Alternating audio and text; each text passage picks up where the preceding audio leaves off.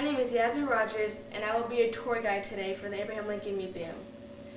Abraham Lincoln was born on February 12, 1809. His parents are Thomas and Nancy Lincoln.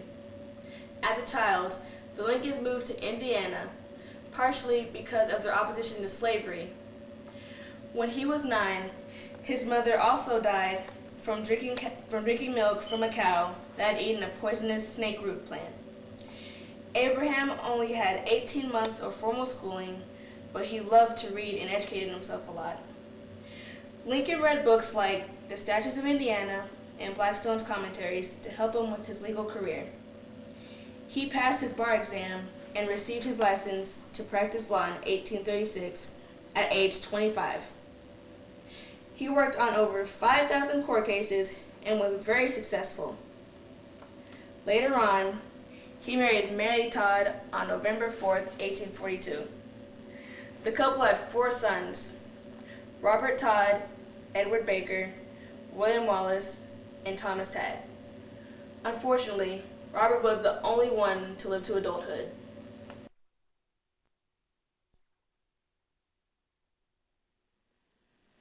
Before he became President of the United States, he gave a speech in 1858 when he accepted the Republican nomination for U.S. Senate from Illinois.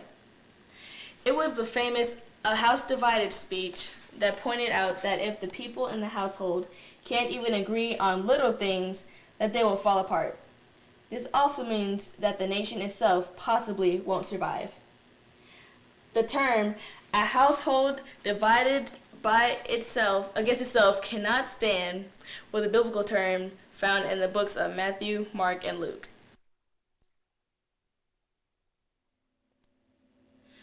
When Lincoln became the 16th President of the United States and the first Republican president, he gave his first inaugural speech in 1861. He was trying to bring the South and the North back together. He vowed to enforce the Fugitive Slave Act of 1850, which stated that any escaped slave captured must be returned to their owner.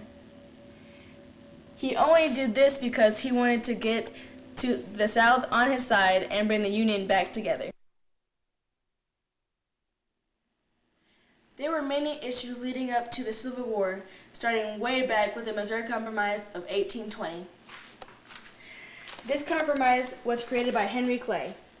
It helped maintain the balance between the free states and the slave states.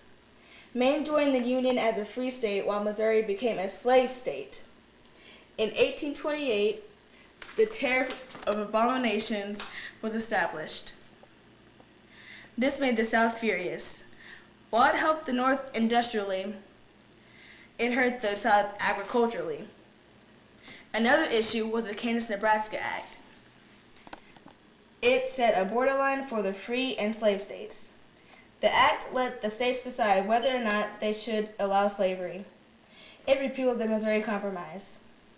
As the South strongly supported it, the North was upset because they considered the Missouri Compromise like a binding agreement. A violent event then occurred, and the location where it took place was called Bleeding Kansas because anti-slavery settlers were furious with the pro-slavery settlers. Lastly, an important court case that had to do with slavery was Dred Scott versus Sanford. This court case was overturned the Missouri Compromise. It said that slaves were not citizens.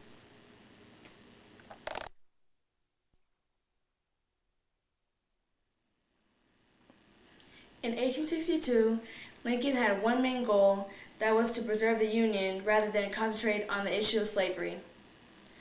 He was ready to take any actions to preserve the Union. General Robert E. Lee attempted a northern invasion. This had started the Battle of Antietam. Lincoln really needed the Union to win for him to be able to give acceptance of the Emancipation Proclamation.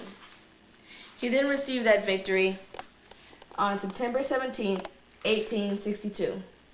Days after, he signed the preliminary Emancipation Proclamation. McClellan's victory at Antietam allowed Lincoln to announce the Emancipation Proclamation on a wave of Union victory. This let the Union and the Confederacy know his intentions of freeing slaves from rebellious states. Finally, on January 1st, 1863, Lincoln officially published the Emancipation Proclamation.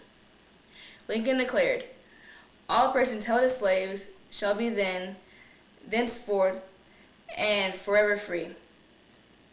After the proclamation was issued, it was no longer mandatory for the Union soldiers to capture runaway slaves and return them anymore.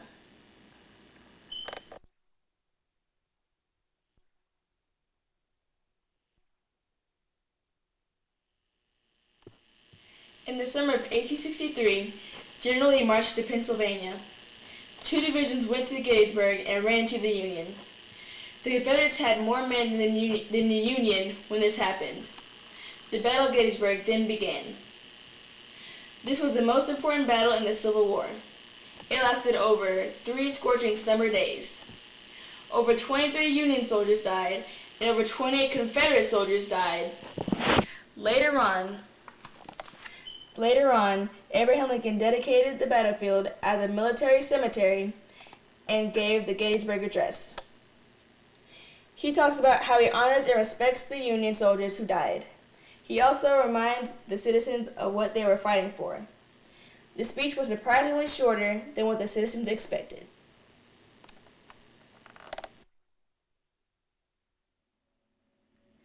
After seeing how Abraham Lincoln did the first time, he was then elected a second time on November 8, 1865.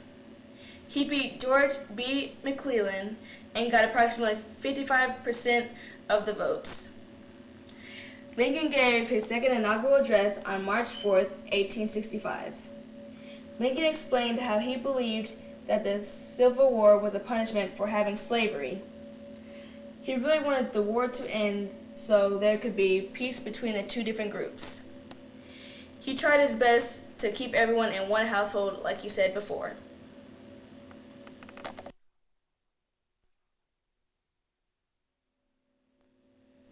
On April 14, 1865, shortly after giving his second inaugural address, John Wilkes Booth shot Abraham Lincoln at Ford's Theater in Washington, D.C. Months after that, the 13th Amendment was added to the Constitution on December 6, 1865, but it was passed on January 31st, 1865. The 13th Amendment was one of the first steps to giving African Americans equal rights.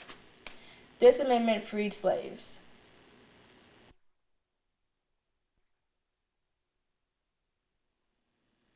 Abraham Lincoln was active in the Civil War. He also gave many speeches to persuade the people that slavery isn't right, and that there's no reason to fight over it. He proved this by also helping African Americans. Lincoln impacted society by showing people that if we don't agree on little things, that our nation will fall apart.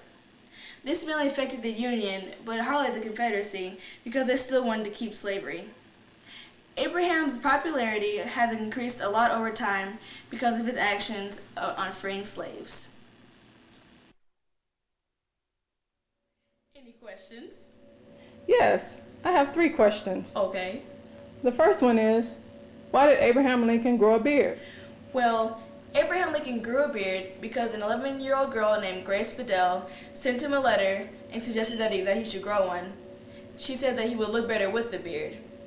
From her suggestion, Lincoln became the first president to ever grow a beard. Number 2, why is Abraham Lincoln on the penny? Abraham Lincoln is on the penny to celebrate his 100th anniversary of his birth. It was the first time a person's portrait appeared on a regularly issued coin in the United States. The design of the back of the coin was changed in 1959 to mark the 150th anniversary. Number 3, Okay.